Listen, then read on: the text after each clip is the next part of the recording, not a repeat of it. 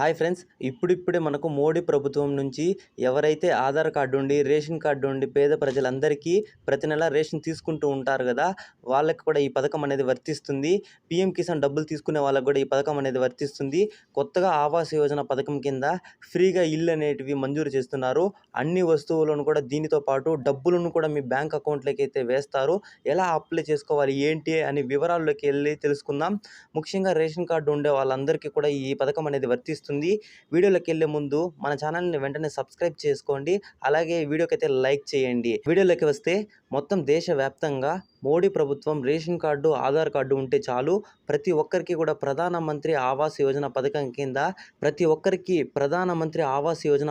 కింద ఫ్రీగా ఇల్లు అయితే అనేటివి ఇస్తున్నారు. దీనికి సంబంధించి 3.5 లక్షల రూపాయల వరకు కూడా మీ బ్యాంకు ఖాతాలు అయితే జమ చేయడం జరుగుతుంది.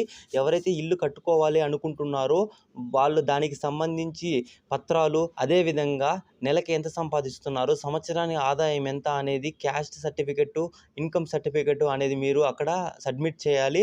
దీనికోసం మీరు ఆధార్ కార్డు, మీ బ్యాంక్ పాస్బుక్ జిరాక్స్, తర్వాత క్యాస్ట్ సర్టిఫికెట్, ఇన్కమ్ సర్టిఫికెట్, అలాగే రేషన్ కార్డు, ఈ 5 పత్రాలు తీసుకొని మీరు మీ దగ్గరలో ఉన్నటువంటి మీ సేవా కేంద్రంలో దీనికైతే అప్లై చేసుకోవచ్చు.